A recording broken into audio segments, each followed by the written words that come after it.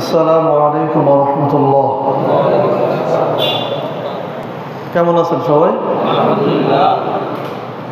আলহামদুলিল্লাহ। ইন্নাল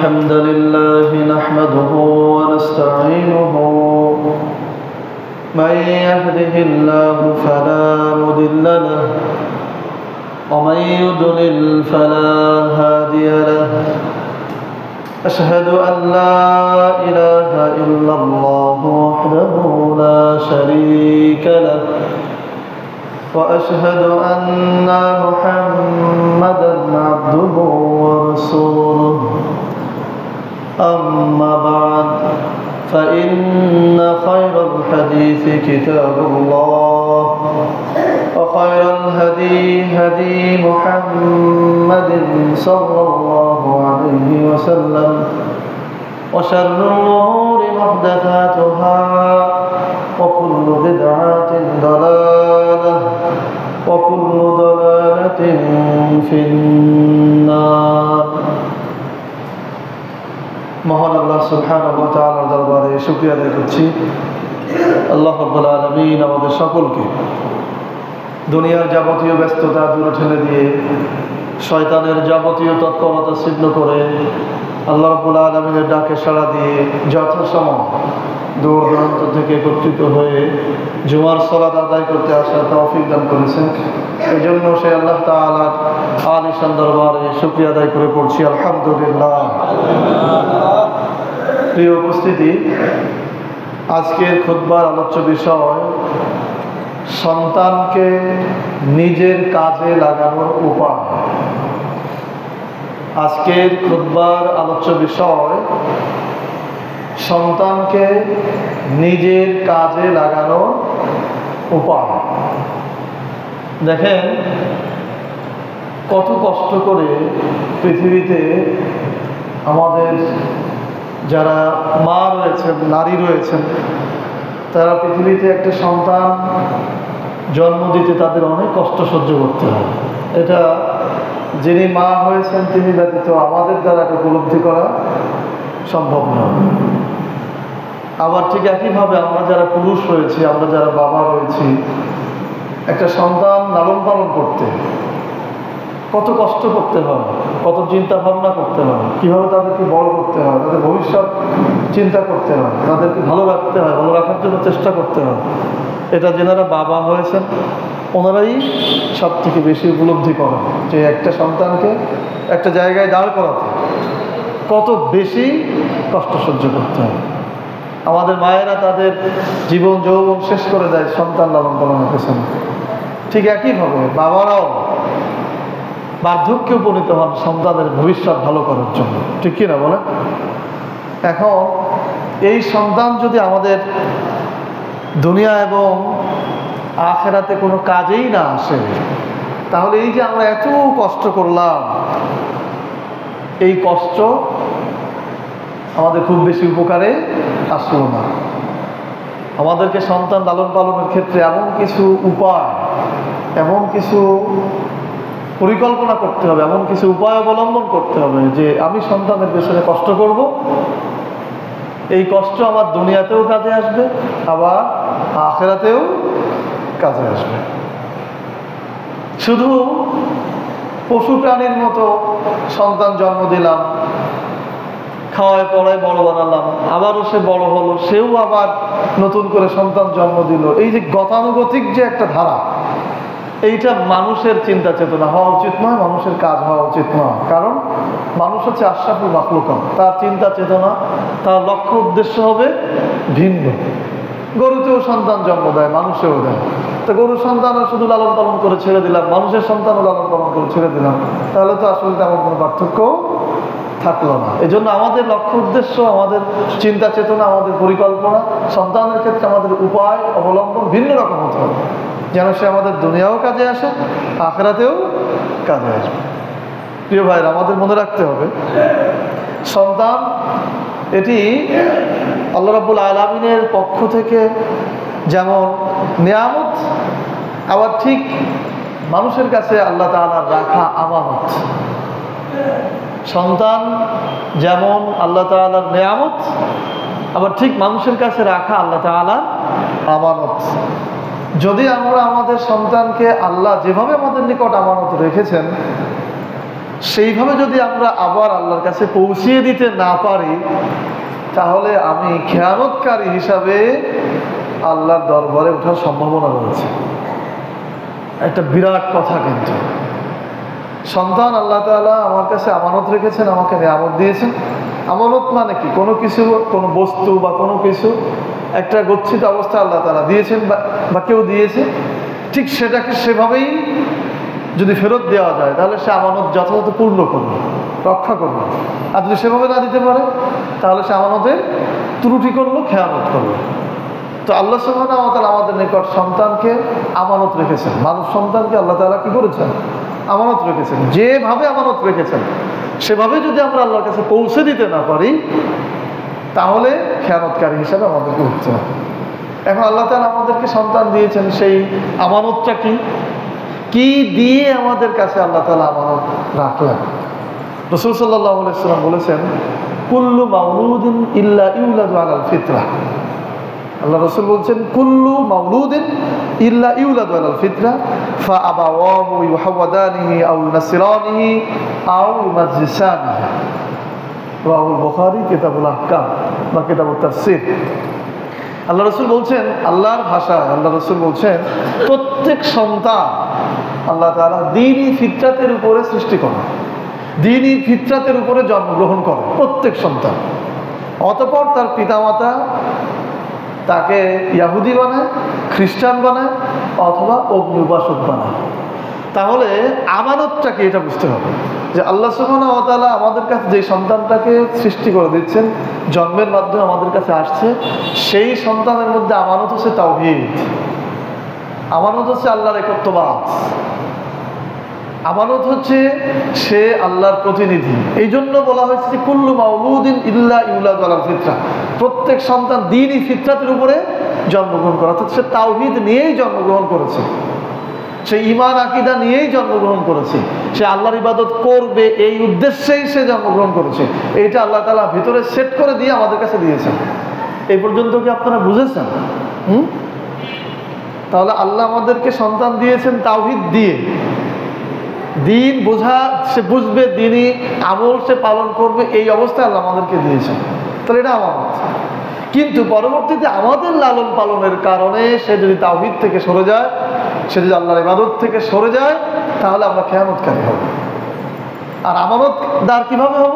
আল্লাহ তাআলা আমাদেরকে যেভাবে সন্তান দিলেন, যে আমানত, যে তাওহীদ দিলেন, ওইভাবেই যদি আমরা তার মৃত্যু পর্যন্ত রেখে দিতে পারি, তাকে যদি সেই শিক্ষা দিতে পারি, তার মধ্যে সেই তাওহীদ যদি বাস্তবায়ন করে দিতে পারি, তাহলে আমরা আমানতদার হিসাবে আল্লাহর কাছে গ্রহণযোগ্য হব। কথা কি খুব কঠিন মনে হলো? বিষয়টা কি বুঝতে পেরেছেন? তাহলে সন্তান আমাদের কাছে যেমন নেয়ামত তেমনই আমানত।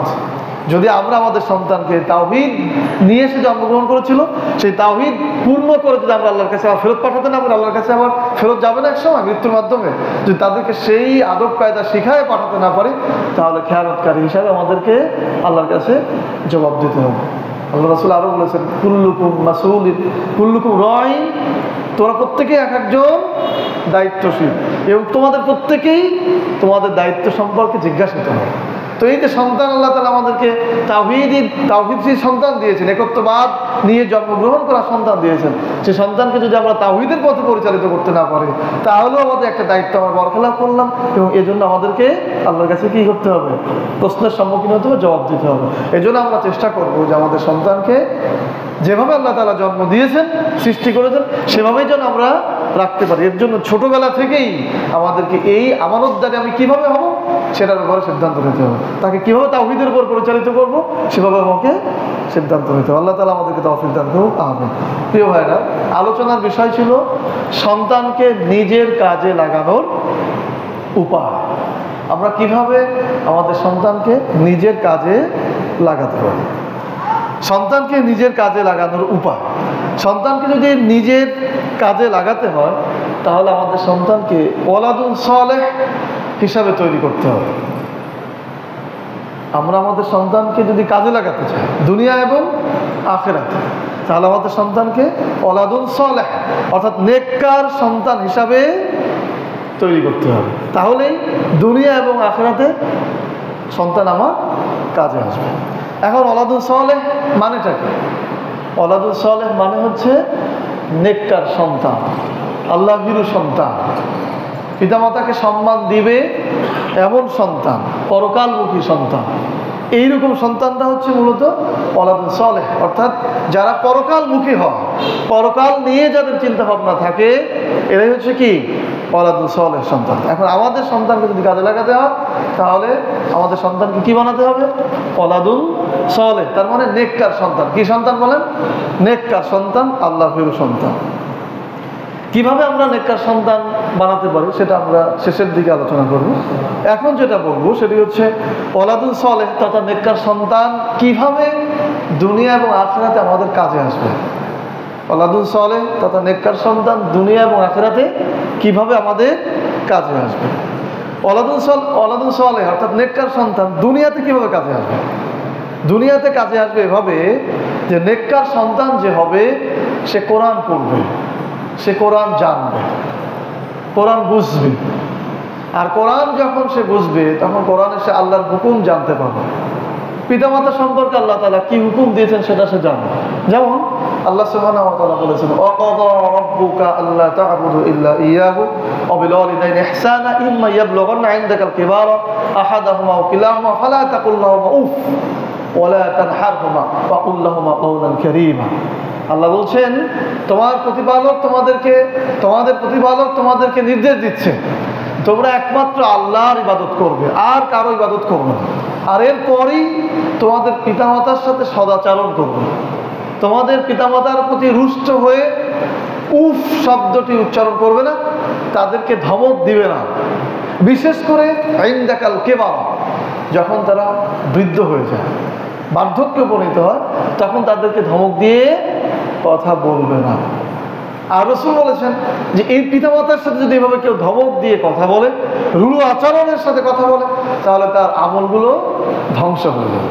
তাহলে একজন সন্তান যখন জানবে যে আমার পিতামাতার সাথে সদাচরণ করার জন্য আল্লাহ তাআলা আমাকে নির্দেশ দিয়েছেন, আর যদি আমি আমার পিতামাতার সাথে অসদাচরণ করি, তাদের সাথে ধমক দিয়ে কথা বলি, তাহলে আমার আমল ধ্বংস হয়ে যাবে। তখন ওই নেককার সন্তান, ওই ওলাদুন সালেহ কোরআন জানার কারণে দুনিয়াতে সে তার পিতামাতার সাথে সদাচরণ করবে এবং নম্র সুরে কথা বলবে, পিতামাতাকে সম্মান দিতে শিখবে, পিতামাতাকে সে অপমান করবে না, সে ধমক দিয়ে কথা বলবে না, পিতামাতাকে সে বেশি প্রাধান্য দেবে। কিভাবে দুনিয়াতে বেশি ভালো থাকে বাবা মা, কিভাবে দুনিয়াতে বাবা মাকে বেশি সম্মানের জায়গায় রাখা যায়, ভালো কথা বলা যায়, ভালো খাওয়ানো যায়, বেশি সেবা করা যায়, এইরকম চিন্তা চেতনা নিয়ে এসে থাকে। কাজেই যদি এরকম চিন্তা চেতনা তার মধ্যে প্রবেশ করে, তখন পিতামাতা সম্মান বাড়বে, দুনিয়াতে সে ভালো থাকবে। তাহলে এভাবে আমাদের সন্তান দুনিয়াতে আমাদের কাজে আসবে। কি কথা বোঝা যাচ্ছে আমার?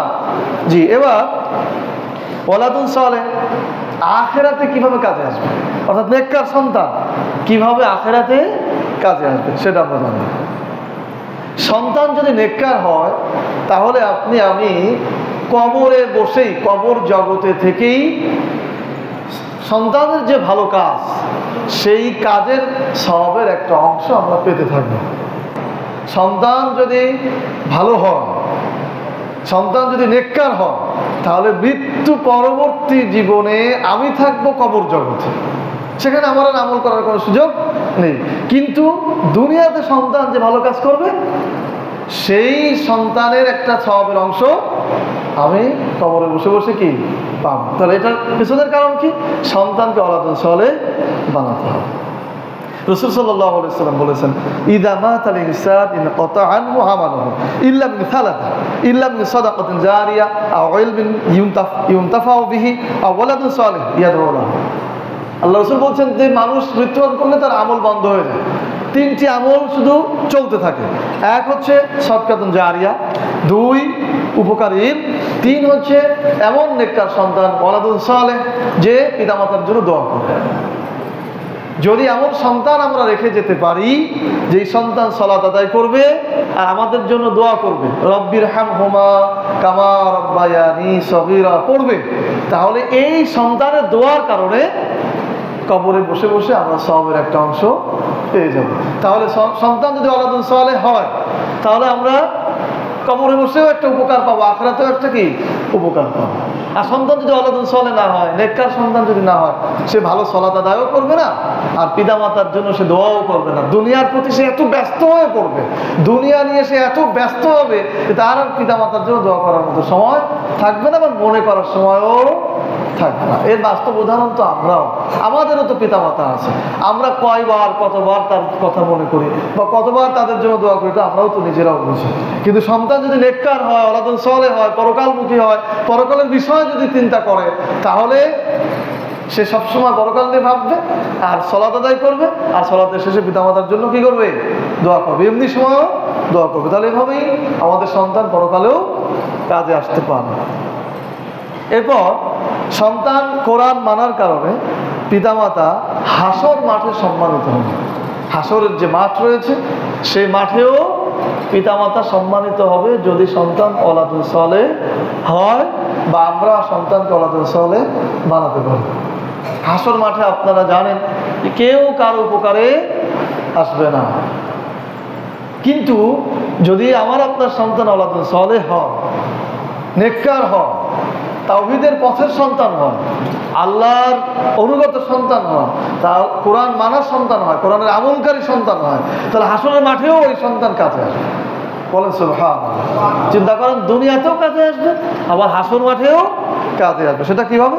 রাসূল সাল্লাল্লাহু আলাইহি ওয়াসাল্লাম বলছেন, মান ক্বারাআল কুরআন ওয়া তাআল্লামাহু ওয়া আমিলা বিহি ইউকসা ওয়ালিদাইহি হুল্লাতান লা ইয়াকুমু বিহিমা দুনিয়া ফায়াকুলান বিমা কুসিনা ফায়ুকালু বিআখযি ওয়ালিদাকুমুল কুরআন ওয়ালিদাকুমুল কুরআন রাওয়াহু তারগীব। রাসূল সাল্লাল্লাহু আলাইহি ওয়াসাল্লাম বলেছেন, মান ক্বারাআল কুরআন, যারা কোরআন পাঠ করে, কোরআন পড়ে, ওয়া তাআল্লামাহু ওয়া আমিলা বিহি, যারা কোরআন শিক্ষা করে, শিক্ষা দেয়, আবার কোরআন অনুযায়ী আমল করে, কোরআন যারা ধারণ করে, কোরআন যারা প্রচার করে, কোরআনে যা আছে সেটা বুঝে নিজে আমল করে, অন্যদেরকে আমল করানোর চেষ্টা করে, এই রকম লোকের পিতামাতাকে হাসর মাঠে উন্নত মানের দুটি পোশাক পরানো হবে। বলেন সুবহানাল্লাহ। লা ইয়াকুমু বিহিমা দুনিয়া, যেই পোশাক দুনিয়াতে তৈরি করা হয়নি, যেই পোশাক দুনিয়াতে তৈরি করা হয়নি, জান্নাতে তৈরি করা হয়েছে। ফায়াকুলান বিমা কুসিনা, পিতামাতা প্রশ্ন করবে যে আমাদেরকে এই পোশাক পরানো হলো কেন, আমাদেরকে এই পোশাক পরানো হলো কেন? ফায়ুকাল, তখন ফেরেশতারা উত্তর দেবে, বিআখযি ওয়ালিদাকুমুল কুরআন, তোমাদের সন্তানেরা কোরআনকে ধারণ করেছিল, এই জন্য তোমাদেরকে এই সম্মানের পোশাক পরানো হয়েছে। বলেন না সুবহানাল্লাহ। আর একটু জোরে বলেন সুবহানাল্লাহ। কি বিরাট বিষয় না? হাসর মাঠে যেদিন কেউ কারো কাজে আসবে না, কেউ কারো উপকারেও আসবে না, কিন্তু আপনার সন্তান যদি এমন হয় যে কোরআনকে ধারণ করেছে, এখানে শব্দটা কি? ফায়ুকাল বিআখযি ওয়ালিদাকুমুল কুরআন, কোরআনকে ধারণ করা, মজবুত করে ধরা, শুধু কোরআন পড়া শেখা তা না, কোরআনে আল্লাহ তাআলা যেই পথ পদ্ধতি দিয়েছেন, যা বলেছেন সেটাকে মজবুত করে ধরে রাখা, আমল করা, চেষ্টা করা, এইরকম সন্তান যদি কারো থেকে থাকে তাহলে ওই পিতামাতাকে সম্মানের পোশাক পরানো হবে হাসরের মাঠে। সুবহানাল্লাহ। তাহলে সন্তান শুধু জন্ম দিয়ে বড় করে শুধু যে দায়িত্ব পালন তা নয়, আমরা যে সন্তানকে সেইভাবে মানুষ করতে পারি, সেইভাবে গড়ে তুলতে পারি, তারা দুনিয়াতেও যেমন উপকারে আসবে, পরকালেও উপকারে আসবে। আল্লাহ তাআলা আমাদেরকে তৌফিক দান করুন, আমিন। আরেকটি বিষয় বলবো যে নেককার সন্তান হলে কিভাবে আপনার উপকারে আসবে পরকালে। সন্তান যদি কোরআন পড়ে, এমনিতেই কোরআন পড়ছে, কোরআন শিখাচ্ছেন সন্তানকে, মাদ্রাসায় পড়তেছে বা কোরআন পড়তেছে বা ভালো কাজ করতেছে, এই সন্তান যে কোরআন পড়লো বা ভালো যে কাজ করলো, দুনিয়া থেকেই আপনার আমল নামায়, এটা পরকালে না, দুনিয়াতেই আপনার আমল নামায় সওয়াবের একটি অংশ লিখে দেওয়া হবে। সেটা কেন? আল্লাহ তাআলা বলছেন, মা ইয়াশফা শাফাআতু হাসানা ইয়াকুল লাহু নাসিবুম মিনহা, যে ব্যক্তি ভালো কাজের জন্য কোনো সহযোগিতা করলো বা সুপারিশ করলো, ওই সুপারিশকৃত হয়ে, সুপারিশ পেয়ে বা সহযোগিতা পেয়ে যে ভালো কাজটি করলো, করে যে সওয়াব সে পাবে, যে তাকে সহযোগিতা করলো তার আমলনামাও তার অনুরূপ একটি অংশ লিখে দেওয়া হবে। বলেন সুবহানাল্লাহ। এখন আমি আমাদের সন্তানকে কোরআন শেখানোর জন্য বা মাদ্রাসায় পড়ানোর জন্য, হাফেজ বানানোর জন্য, আলেম বানানোর জন্য একটা সন্তানকে যে লালন পালন করতে কত কষ্ট হয়, বিশেষ করে মাদ্রাসায় পড়াতে। কারণ হচ্ছে যে মাদ্রাসায় একটু বদ্ধ ঘরে থাকতে হয়। মাদ্রাসায় পড়লে অনেক সময় খেলাধুলা বা আনুষঙ্গিক যে আমোদ প্রমোদ এইগুলো থেকে মোটামুটি একটু দূরে থাকতে হয়। সবসময় উস্তাদদের চোখে চোখে থাকতে হয়। ছাত্ররা খুব বেশি দুষ্টুমি করতে পারে না, ওই জায়গাটা তাদের কাছে বদ্ধ ঘর না। তো এখানে থেকে আসলে তারা খুব বেশি কমফোর্ট ফিল করে না, পড়তে চায় না। তো এই জন্য বাবা মার সবসময় দুশ্চিন্তা থাকে যে আল্লাহ কখন জানি না বলে যে আমি আর করবো না বা আমি আর যাবো না। আপনারা জানেন অসংখ্য মাদ্রাসা ছেলে মেয়েরা অনেক সময় মাদ্রাসায় যেতে চায় না, থাকতে চায় না, পড়তে চায় না, বাবা মা জোর করে পড়ায় ইত্যাদি ইত্যাদি। আপনারা এই যে মার্কাজুল কোরআনের বিকালে যে দেখবেন অনেক বাচ্চারা তার বাবাকে জড়ায় ধরে কাঁদতেছে, অনেক সময় বাবার চোখেও পানি আসতেছে, কিন্তু তারপরও তাকে সেখানে কি রেখে যাচ্ছে যে আমার সন্তানটা যেন মানুষ হয়, সন্তানটা যেন কোরআন শেখে। এরপরে ভালো মানের মাদ্রাসায় পড়াতে গেলে আমরা তো মনে করি স্কুল কলেজে পড়াতে গেলে বোধহয় অনেক টাকা লাগে। আমার কাছে মনে হয় স্কুল কলেজে পড়াতে গেলে টাকা কম লাগে, কারণ যেহেতু সব সরকারি।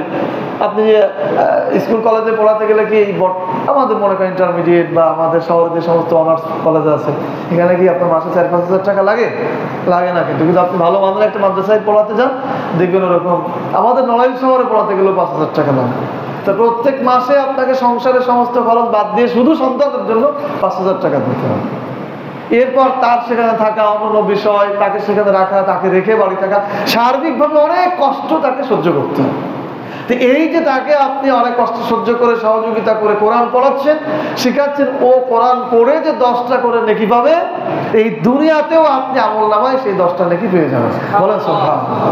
তাহলে এখানে যারা মাদ্রাসায় পড়ান, যাদের সন্তানরা মাদ্রাসায় পড়ে, তারা লাভবান না ক্ষতিগ্রস্ত বলেন তো? অনেক বড় ভাগ্যবান, মহাভাগ্যবান। সাহাবায়ে কেরামগণ ওনারা আখিরাতকে খুব কাছে মনে করতেন, খুব কাছে মনে করতেন যে এখনই বুঝি আখিরাত শুরু হয়ে যাবে। এই জন্য ওনারা আমলগুলো এইভাবে করতে পারতেন, এখনই বলেছে এখনই করতে হবে। এই জন্য যারা কোরআন হাদিস নিয়ে খুব বেশি গবেষণা করে পরকালমুখী হয়, তাদের কাছে পরকালের কাজগুলো এরকম মনে হয় যে এখনই বুঝি হবে। এই জন্য দেখবেন তারা এই জগতেও অনেক বড় বড় সিদ্ধান্ত নিয়ে ফেলতে পারে আখিরাতের জন্য। তো এই যে কথা বলছিলাম যে সন্তানকে যদি আমরা এভাবে দুনিয়াতেও কোরআন শেখাই, তাহলে দুনিয়ায় যে সওয়াব সে পাবে, মনে করেন যে আপনার সন্তান হাফেজ হচ্ছে বা আলেম হচ্ছে, প্রতিদিন সে অনেক সওয়াবের মালিক হবে। প্রায় 11-12 বছর পর্যন্ত তার আমলনামায় সওয়াবই লেখা হবে না। তো সেই সবটা আপনিই পেয়ে যাবেন। এইটা শুনে আমার ছেলে একদিন বলছে, বাবা আমার আমলনামায় যদি সব লেখা না হয়, সবই যদি অন্যরা নিয়ে যায়, উস্তাদ নিয়ে যাবে, পিতা মাতা নিয়ে যাবে, তা আমাদের কি থাকবে? তখন আমি বললাম যে দেখো, আল্লাহ সুবহানাহু ওয়া তাআলা সওয়াব দিতে তো কার্পণ্য করেন না, তোমাকেও সওয়াব দিবেন। তোমার আমলনামাও এখন লেখা হচ্ছে, কিন্তু যেহেতু গোনা লেখা হয় না, বালেক না হওয়া পর্যন্ত তো গোনা লেখা হচ্ছে না, তাই সওয়াবের ওই গোনাটা আসছে না। কিন্তু 12 বছর পরে তোমার এই সওয়াবটা, যখন মানুষ হিসেবে কোনো গুনার কাজ হতে পারে, তো তোমার ওই গোনাগুলোকে মুছে দিয়ে এই সওয়াব দিয়ে পরিপূর্ণ করে দেওয়া হবে। তখন বলছে তাহলে ঠিক আছে। তো আমি যেটা বোঝাতে চাচ্ছিলাম যে আমরা সন্তানকে যদি এভাবে মানুষ করি, তাহলে আমরা আমাদের সন্তান থেকে দুনিয়াতে যেমন উপকৃত হতে পারি, আখিরাতেও আমরা উপকৃত হতে পারি। আল্লাহ তাআলা আমাদেরকে তৌফিক দান করুন, আমিন। প্রিয় উপস্থিতি, আমরা আলোচনার এই অংশে একটা বিষয় আপনাদেরকে বলতে চাই, সেটি হচ্ছে আমরা সাধারণত বিষয়ভিত্তিক আলোচনা করে থাকি। তো বিষয়ভিত্তিক আলোচনা, আজকের আলোচনাটা যেমন একেবারেই সাধারণ স্বাভাবিক, তো আমরা সামনে আরও কিছু আলোচনা করব ইনশাআল্লাহ, সেটা আপনাদেরকে আগে থেকে একটু জানাই, যাতে আপনারা একটু দাওয়াতি কাজ করতে পারেন এবং উপস্থিতি যেন বাড়ে, একটু আগে আপনারা আসবেন। আর এটা আমাদের গোটা মুসলিম জাতির জন্য, বিশেষ করে ভারতবর্ষের মুসলিমদের জন্য অনেক বেশি জরুরি। কারণ আমাদের ভারতবর্ষের মুসলিম আমরা যারা, তারা ইসলামকে শুধু এতটুকু বুঝেছি, নামাজ, রোজা, হজ, যাকাত, তাসবিহ, তাহলিল, জিকির এই পর্যন্ত। কারণ এগুলো নিয়েই শত শত বছর মসজিদের মিম্বরে খুতবা হয়েছে, ওয়াজের মঞ্চে আলোচনা হয়েছে। এই জন্য এগুলোই আমরা বেশি জানি। পিতামাতার অধিকার, সন্তানের অধিকার, স্বামী স্ত্রীর কর্তব্য, প্রতিবেশীর অধিকার, এইগুলোই আমরা বেশি জানি, তাই না? তাসবিহ, তাহলিল এইগুলো বেশি জানি। কিন্তু ইসলামের যে একটা আলাদা শক্তি আছে, ইসলামের যে আইন, বিধান, রাষ্ট্র, খেলাফত, এইগুলোর সম্পর্কে আমাদের জ্ঞান মেধা অনেকাংশে কি কম। তো এই বিষয়গুলো আমাদের জানা দরকার। এই জন্য আমরা সামনে বিষয়ভিত্তিক আলোচনা করব, এক এক জমাতে এক একটা। যেমন শরিয়াহ কি, শরিয়াহ কি, তাগুত কি, খেলাফত কি, শিরক কি, বেদাত কি, আখিরাত, আকীদা কি, পৃথিবীতে নবী রাসূলের কার্যক্রম কি ছিল, আদর্শ নেতা অনুসরণের গুরুত্ব কতটুকু, শরিয়া আইনে বিভিন্ন ধর্মের মানুষ কিভাবে বসবাস করবে, খেলাফত শাসন ব্যবস্থায় বিভিন্ন ধর্মের মানুষ কিভাবে থাকবে, সমাজ রাষ্ট্রে পরিচালিত শিরক সমূহ, সমাজে প্রচালিত বিদআত সমূহ, রসুলের জামানায় কাদেরকে মুনাফিক বলা হতো, ইসলামী শাসন প্রতিষ্ঠার প্রয়োজন কেন, আর সময়ের গুরুত্ব। এই যে শিরোনামগুলি আপনাদের সামনে বললাম, আমরা আগামীতে প্রতি জুমায় এক একটা করে আলোচনা করব ইনশাআল্লাহ। যেমন শরিয়াহ কি, তাগুত কি, এই কথাগুলো কিন্তু খুবই ডিফিকাল্ট, খুবই শক্ত। শরিয়া বলতে গেলে আপনার এই দেশের যে শরিয়া যদি পরিপূর্ণ বিশ্লেষণ করতে যায়, তাহলে আপনার এই দেশের যে আইন কানুন আছে, সেই আইন কানুনের বিরুদ্ধে কথা বলতে হবে। তাগুত কি, এটা যদি বিশ্লেষণ করতে হয়, তাহলে এই ভারতবর্ষের যে শাসন ব্যবস্থা আছে বা শাসক আছে, তাদের বিরুদ্ধে কথা বলতে হবে। শিরক কি, এইটা যদি বোঝাতে হয়, তাহলে আমাদের এই দেশের যে সমস্ত মতবাদ নিয়ে রাষ্ট্র পরিচালিত হয়, তার বিরুদ্ধে কথা বলতে হবে। বেদাত কি, এইটা যদি বোঝাতে হয়, তাহলে দেখা যাবে যে আমাদের মসজিদেরও অনেক কার্যক্রমের বিরুদ্ধে কথা বলতে হবে। আকীদা কি, এইটা যদি বোঝাতে হয়, তাহলে আমাদের অনেকের আকীদার সাথে সাংঘর্ষিক হয়ে যাবে। আকীদা মানে বিশ্বাস, যে আমরা একটা বিশ্বাস করি কিন্তু আসলে শরিয়াতে আর একটা আছে। এবার পৃথিবীতে রাসূল সাল্লাল্লাহু আলাইহি ওয়াসাল্লাম কেন এসেছিলেন? শুধুই কি নামাজ শেখানোর জন্য এসেছিলেন, না আরো অন্য কোনো কাজ করতে এসেছিলেন? আদর্শ নেতা অনুসরণের গুরুত্ব। আমরা যদি আদর্শ নেতা অনুসরণের গুরুত্ব এইটা যদি বোঝাতে যায়, তাহলে আমাদের অনেকেরই নেতার বিরুদ্ধে চলে যায়। এরপর শরিয়া আইনে বিভিন্ন ধর্মের মানুষ কিভাবে থাকবে, এটা বোঝাতে গেলে আমাদের আইনকে পুরোটাই ডিনাই করতে হবে। এই যে বিষয়গুলো আমি বলছি, এইটা যদি আমরা আলোচনা করি, তো আপনারা শুনতে রাজি আছেন তো? কারণ এটা আমাদের জানা দরকার। এটা জানাবো কেন? কোনো বিরোধিতার জন্য না, কাউকে অপমান করার জন্যও না। মুসলিম হিসাবে আমাদের যেটা জানা দরকার, যা না জানার কারণে জাতি হিসাবে আমরা শিরকের মধ্যে নিমজ্জিত হচ্ছি, কুফরের মধ্যে নিমজ্জিত হচ্ছি, তাগুত শক্তি আমাদেরকে নিয়ে খেলা করছে। কিন্তু আমাদের এরকম হওয়ার কথা ছিল না।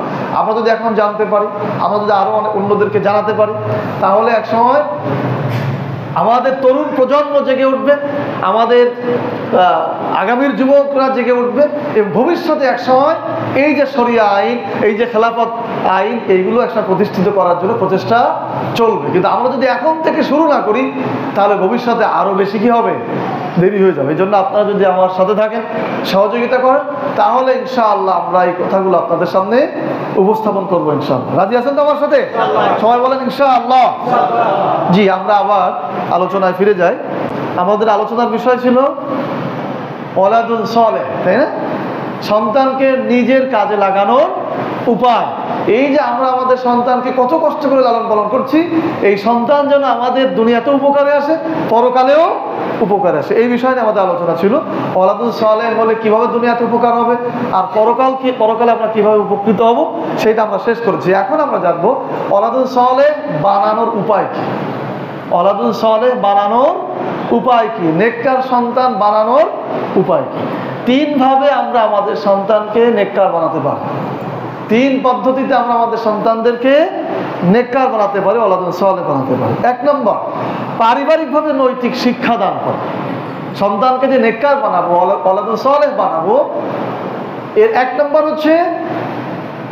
হচ্ছে পারিবারিকভাবে নৈতিক শিক্ষা দান। পরিবার হচ্ছে একটি মহাবিদ্যালয়। পারিবারিক নৈতিক শিক্ষাটা হচ্ছে সব থেকে বড় শিক্ষা। পরিবারে যদি আমি পিতা হয়ে সালাত আদায় করি, আমরা মা সালাত আদায় করি, তাহলে সন্তানও সালাত আদায় করা শিখবে। পরিবার থেকে যদি আমরা সন্তানকে নৈতিকতা শিক্ষা দেই, তাওহীদ শিক্ষা দেই, তাহলে সন্তানও তাওহীদ শিক্ষা পাবে, নৈতিকতা শিক্ষা পাবে। এই জন্য আমাদের উচিত হবে, আমরা যারা পিতা রয়েছি, আমরা যারা মাতা রয়েছে, আমরা আমাদের সন্তানকে পরিবার থেকেই শিক্ষা দিব। সততা, নৈতিকতা, আদর্শ, আল্লাহ ভীরুতা, এগুলো ছোটবেলা থেকেই পরিবার থেকে আমরা যখন শিক্ষা দেব, এই সন্তান বড় হয়ে নেককার হবে, ওয়ালাদুন সালেহ হবে। আল্লাহ সুবহানাহু ওয়া তাআলা বলেছেন, ওয়া'মুর আহলাকা বিস-সালাত ওয়াসতাবির আলাইহা। রাসূলকে বলেছেন যে তুমি তোমার আহাল পরিবার পরিজনকে সালাতের নির্দেশ দাও, তোমার সন্তানকে সালাতের নির্দেশনা প্রদান করো, রাসূলকে বলেছেন। তাহলে আমাদের সন্তানকে নির্দেশনা দেওয়া উচিত। যদি আমরা নির্দেশনা না দিই, তাহলে আমাদের সন্তান নৈতিকও হবে না, ওয়ালাদুন সালেহ হবে না, আমরা উপকৃত হব না। 2 নাম্বার হচ্ছে কিভাবে আমরা আমাদের সন্তানকে নেককার বানাতে পারি। 2 নাম্বার হচ্ছে মাদ্রাসায় পড়ায়। আমরা আমাদের সন্তানকে যদি মাদ্রাসায় পড়াই, তাহলে আমাদের সন্তানকে নেককার বানাতে পারে। আমি অপশন বলছি কিভাবে আপনি সন্তানকে নেককার বানাতে পারেন। বিশেষ করে আমাদের বর্তমান দেশের যে কওমি মাদ্রাসাগুলো রয়েছে, অন্তত বেসিকভাবে এইখানে আপনার সন্তানকে পড়াবেন, বা নুরানি বা হেফজ শাখাগুলো রয়েছে, বেসিক অন্তত 2-4 ক্লাস 5 ক্লাস এই জায়গাগুলোতে পড়াবেন। এরপরে দুনিয়ার চিন্তার জন্য আলিয়া মাদ্রাসা বা কলেজ আছে, সেদিকে গেলেন। কিন্তু মৌলিকভাবে হেফজ যে মাদ্রাসাগুলো রয়েছে বা কওমি যে মাদ্রাসাগুলো রয়েছে, এইখানে পড়ালে আপনার সন্তান নেককার হওয়ার সম্ভাবনা রয়েছে। সর্বোপরি আল্লাহ তাআলা ভালো করবেন, কিন্তু আমাদের চেষ্টাটা হচ্ছে এতটুকু। কারণ এই সকল মাদ্রাসাগুলোতে কোরআন এবং হাদিসকে সব থেকে বেশি গুরুত্ব দেওয়া হয়, কোরআন সব থেকে বেশি পড়ানো হয়, কোরআনের বুঝ সব থেকে বেশি দেওয়া হয়। আর কোরআনই হচ্ছে ইলমের মূল, কোরআনই হচ্ছে সারা পৃথিবীতে যত ইলম আছে, যত জ্ঞান আছে, সব কিছুর মূল। যদি কোরআনের ইলম আপনার সন্তানের মধ্যে থাকে, তাহলে আপনার সন্তান নেককার হতে বাধ্য হবে। আপনার সন্তান যখন বাপের কাছে যাবে, তখন কোরআনের জ্ঞান তাকে ফেরায় নিয়ে আসবে। তো এই জন্য আমরা আমাদের সন্তানকে চেষ্টা করব মাদ্রাসায় পড়ায়ে তাদেরকে ওয়ালাদুন সালেহ বানাতে এবং নেককার বানাতে। তাহলে হাসরের মাঠে ওই যে পোশাকের কথা আল্লাহ রাসূল বলেছেন যে উত্তম পোশাক পরানো হবে, সেই ভাগ্যের অধিকারী আমরা হতে পারবো। আল্লাহ তাআলা আমাদেরকে তৌফিক দান করুন, আমিন। আর এছাড়া রাসূল বলেছেন, তলাবুল ইলমি ফারিদাতুন আলা কুল্লি মুসলিমিন। প্রত্যেক মুসলিমের উপরে দ্বীনি ইলম শিক্ষা করা কি ফরজ। এটা মাদ্রাসায় ছাড়া কিন্তু সম্ভব না। আপনি যদি আপনার সন্তানকে মাদ্রাসায় 2-4-5 ক্লাস না পড়ান, তাহলে দ্বীনি ইলম সে শিখবে না। আপনার সন্তান স্কুল কলেজে মাস্টার্স পাস করুক, তবুও দ্বীনের যে মৌলিক জ্ঞান আছে, বেসিক আছে, এটা সে জানবে না। কিন্তু আপনার সন্তানকে মাত্র 1 বছর অথবা 2 বছর নুরানি শাখায় পড়ান, কওমি মাদ্রাসায় 2-1 বছর পড়ান, তাও দেখবেন যে তার বেসিক একটা জ্ঞান আসবে, যে ইলম সেটা আসবে। হয়তো পরবর্তীতে সে বিচ্যুত হয়ে যেতে পারে, যৌবন বয়সে সে উল্টাপাল্টা হতে পারে, কিন্তু আবার শেষ বয়সে আবার সে জায়গাতে ফিরে আসবে। তো এই জন্য আপনাদের কাছে উদারত আহ্বান থাকবে যে মাদ্রাসায় যেন আমরা আমাদের সন্তানকে পড়াই। আল্লাহ তাআলা আমাদেরকে তৌফিক দান করুন, আমিন। আর মাদ্রাসাগুলো যেন টিকে থাকে, সে চেষ্টাও আমাদের করা উচিত। রাষ্ট্রীয়ভাবে এই জায়গাগুলোতে তেমন কোনো ব্যবস্থা নেই। যাই হোক, 3 নম্বর আমরা বলছিলাম যে কিভাবে আমাদের সন্তানদেরকে ওয়ালাদুন সালেহ নেককার সন্তান বানাতে পারে। শেষ হচ্ছে দ্বীনি সংগঠনে যুক্ত করে দিয়ে আমাদের সন্তানদেরকে আমরা নেককার বানাতে পারি। 3য় পর্যায়ে দ্বীনি সংগঠনে আমাদের সন্তানকে যুক্ত করে দিয়ে, সন্তানকে যদি আপনি কোনো দ্বীনি সংগঠন, যেই সংগঠনগুলো দেশে, রাষ্ট্রে, বিশ্বে ইসলাম প্রতিষ্ঠিত করতে চায়, এই সমস্ত সংগঠনের সাথে যদি আপনার সন্তানকে যুক্ত করে দেন, তাহলে এটাও একটা পাবলিক বিশ্ববিদ্যালয়ের মতো কাজ করবে। যেই সন্তান মাদ্রাসায় পড়েনি বা পারিবারিকভাবে নৈতিকতা শেখেনি, কোরআন হাদিস শেখেনি, সালাত শেখেনি, সেই সন্তান কিন্তু এই দ্বীনি সংগঠনে যেও তার নৈতিকতা, তার চরিত্র, তার আল্লাহ ভীরুতা সে গ্রহণ করতে পারে। কিভাবে? কারণ এই দ্বীনি সংগঠনগুলো তার যে কর্মীরা রয়েছে, তাদেরকে কোরআন পড়াবে, হাদিস পড়াবে, নৈতিকতা শেখাবে, আখলাক শেখাবে। সেখানে থেকেও সে ক্লাসের মতো, স্কুলে, শিক্ষা প্রতিষ্ঠানের মতো তার নিজের চরিত্রকে উন্নত করতে পারে। এই জন্য আমাদের উচিত যে সমস্ত দ্বীনি সংগঠন রয়েছে, সেটা আপনি যেটা ভালো মনে করেন, ম্যাক্সিমাম দ্বীনি সংগঠনগুলোই তার কর্মীর আখলাকের উন্নয়ন চায় এবং পরকালে যেন তারা নাজাত পায়, সেইটার জন্য তারা চেষ্টা করে। শুধু ক্ষমতায় যাওয়াই এই সমস্ত সংগঠনের উদ্দেশ্য থাকে না, বরং তাদের কর্মীরা যেন আত্মিকভাবে পবিত্র হয় সে ব্যাপারেও তাদের অনেক প্রচেষ্টা থাকে। আমরা উদাহরণস্বরূপ বলতে পারি যে অসংখ্য মানুষ, এই বাংলাদেশের কথাই যদি আমরা বলি, অসংখ্য মানুষ দিনই সংগঠনে যুক্ত হয়ে তাদের চরিত্রকে পরিবর্তন করতে সক্ষম হয়েছে। বড় বড় বিশ্ববিদ্যালয়ের স্টুডেন্ট যারা কখনো মাদ্রাসায় পড়ে না, তারাও তাদের চরিত্রকে উন্নত করেছে। আমি দু একজনের উদাহরণ দিতে পারি। কোন দলের লোক এটা আমি বলছি না, হয়তো আমার এনাদের কথা মনে আছে তাই বলছি, অন্য দলেরও এরকম থাকতে পারে। যেমন একজনের নাম হচ্ছে শিশির মনির, যিনি সুপ্রিম কোর্টের ব্যারিস্টার সম্ভবত। তো উনি ঢাকা বিশ্ববিদ্যালয়ের স্টুডেন্ট ছিলেন। কিভাবে দিনী সংগঠন মানুষের চরিত্রকে পরিবর্তন করে দিতে পারে এইটার জন্য বলছি। এই শিশির মনির ঢাকা বিশ্ববিদ্যালয়ের স্টুডেন্ট ছিলেন। উনি বলছেন যে আমি যখন ঢাকা বিশ্ববিদ্যালয়ে পড়তাম তখন এই বিশ্ববিদ্যালয়ের কোনো দিনী সংগঠনের একজন বড় ভাই, সেও ঢাকা বিশ্ববিদ্যালয়ে পড়ে। ঢাকা বিশ্ববিদ্যালয়ে পড়া দুনিয়ার ভাবে বাহ্যিকভাবে কিন্তু একেবারে সহজ ব্যাপার নয়। এটা যারা ছাত্র আছে তারা অনেকে বোঝেন, খুব বেশি মেধাবী না হলে এখানে পড়া যায় না, ভর্তি পরীক্ষায় চান্স পাওয়া যায় না। যাই হোক, তো শিশির মনির বলছে যে আমার সেই বড় ভাই আমাকে সালাত আদায় করতে ডাকতেন ফজরে, তা আমি উঠতে পারতাম না, 9টা বেজে যেত, ঘুম ভাঙতে। ঢাকা বিশ্ববিদ্যালয়ে যারা থেকেছেন কোনো ভাইদের সাথে দেখবেন যে ওরকম 9টা 10টা পর্যন্ত অনেকেই ঘুমায়। তো আমি বললাম যে ভাই আপনি তো আমাকে ডাকেন কিন্তু আমি তো উঠতে পারি না। তো একদিন সে বললো কি, আচ্ছা শোনো, তোমার পায়ে আমি দড়ি বেঁধে রাখবো। ঢাকা বিশ্ববিদ্যালয়ের একজন স্টুডেন্ট আর একজন স্টুডেন্টকে বলছে তোমার পায়ে দড়ি বেঁধে রাখবো, জানালা দিয়ে বাইরে রেখে দেবা, ফজরের সময় এসে আমি দড়ি দিয়ে টানবো আর তোমার পা নড়বে, তুমি বুঝবা যে আমাকে নামাজ পড়তে ডাকছে, তখন তুমি নামাজ পড়তে আসবে।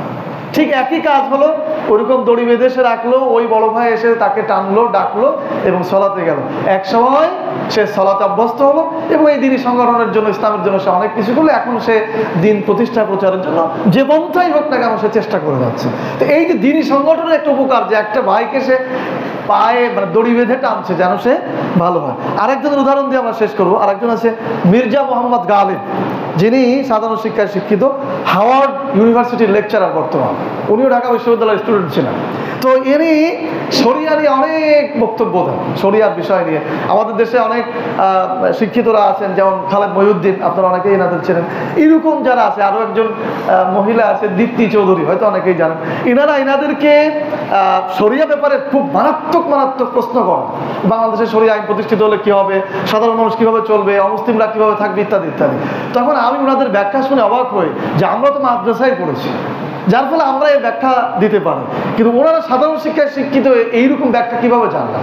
এর পেছনে রয়েছে কিন্তু এই দিনী সংগঠনের প্রচেষ্টা। তো এই জন্য আমি আপনাদেরকে বলবো যে আমাদের সন্তানদেরকে 3 ভাবে আমরা নেককার বানাতে পারি।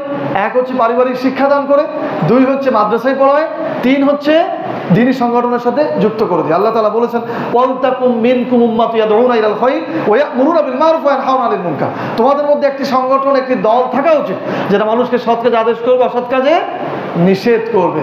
তো এইভাবে যদি আমরা আমাদের সন্তানদেরকে মানুষ করি তাহলে আমরা আমাদের সন্তানদেরকে নেককার বানাতে পারবো। আমি বলবো না যে আপনার সন্তানকে আপনি দুনিয়ার কোনো কিছু পড়াবেন না, এটা বলবো না। আমি ব্যক্তিগতভাবে অনার্স করেছি, ভিক্টোরিয়া কলেজে অর্থনীতিতে অনার্স করেছি আমি।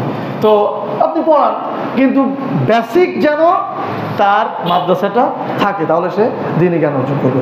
সর্বশেষ যে বিষয়টি বলবো সেটি হচ্ছে ওয়ালাদুন সালেহ যদি আপনার সন্তানকে না বানান, নেককার যদি আপনার সন্তান না হয়, তাহলে ক্ষতি কি হবে? বানালেন না, শুধুমাত্র সন্তান জন্ম দিলাম, তার জন্য ভবিষ্যৎ গুছালাম, খাওয়ালাম, পড়ালাম, বড় বানালাম, লেখাপড়া শেখালাম, একসময় আমি মরে গেলাম। এই তো আমাদের বাস্তব জীবনের প্রাত্যহিক কাজ তো অনেকটা এরকমই, ঠিক কিনা বলে? তো এতে ক্ষতি কি হবে? আমরা 3 ধরনের ক্ষতির সম্মুখীন হতে পারি। সন্তান যদি নেককার না হয় তাহলে আমরা 3 ধরনের ক্ষতির সম্মুখীন হতে পারি। 1 নম্বর হচ্ছে সন্তান নেককার না হলে সে নৈতিকতা হারাবে ম্যাক্সিমাম ক্ষেত্রে, এবং পিতামাতার সাথে সে ভালো আচরণ করবে না, ধমক দিয়ে কথা বলবে, দুনিয়াতে সম্মান দিবে না, ফলে দুনিয়াতেই পিতামাতা অসম্মানের পাত্র হবে। এটা একটা ক্ষতি। 2 হচ্ছে হাসরের মাঠে সন্তান লালন পালনের ব্যাপারে আল্লাহর কাছে আমাদের জবাবদিহিতা করতে হবে, যে আমি যে তোমাকে সন্তান দিয়েছিলাম, যার মধ্যে আমানত দিয়েছিলাম তাওহীদ, তুমি তোমার সন্তানকে মানুষ সেই রকম তাওহীদ দিয়ে আমার কাছে ফেরত পাঠাতে পারোনি। কুল্লু মাউলুদিন ইল্লা ইউলাদু আলাল ফিতরা, প্রত্যেক সন্তানকে দ্বীনি ফিতরাতের উপরে দিয়েছিলাম। তোমার সন্তানকে আমি তাওহীদবাদী হিসেবে তোমার কাছে দিয়েছিলাম, কিন্তু তুমি তাকে সেই তাওহীদের উপরে টিকায় রাখতে পারো, এর জন্য তুমি দায়ী।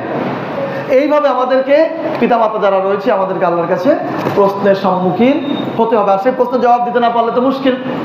3 নম্বরে সব থেকে যে ক্ষতিটা হবে সেটি হচ্ছে হাসরের মাঠে সন্তান আমাদের বিরুদ্ধে অভিযোগ দাঁড় করাবে। এইখানটা একটু ভাবেন, এটি সর্বশেষ পয়েন্ট। যারা আমরা বাবা রয়েছি খুব মনোযোগ সহকারে শুনবেন, মনে রাখবেন কত কষ্ট করে আমরা আমাদের সন্তানকে লালন পালন করছি, মাথার ঘাম পায়ে ফেলছি, রক্তকে পানি করছি, কত যুদ্ধ করছি এই সন্তান লালন পালনের জন্য। অথচ যদি এই সন্তান হাসর মাঠে আমার বিরুদ্ধে অভিযোগ দাঁড় করায় যে পিতা আল্লাহ, আমার পিতার জন্য আমি আপনার পথে আসতে পারিনি, আমার মায়ের জন্য আমি আপনার ইবাদত করতে পারিনি, আমার পিতামাতা আমাকে এগুলো শেখায়নি, পরকাল সম্পর্কে আমাকে জানায়নি, কবর জগৎ সম্পর্কে, হাসর জগৎ সম্পর্কে আমাকে বুঝতে সময় দেয়নি, শুধু দুনিয়ার পেছনে আমাকে ছোটায় আছে, এইভাবে যদি সে অভিযোগ করে যে আমার আজকে জাহান্নামে আসার জন্য আমার এই পিতামাতাই দায়ী, তাহলে এই যে কষ্ট করে আমরা সন্তান লালন পালন করলাম কি উপকার হলো বলেন?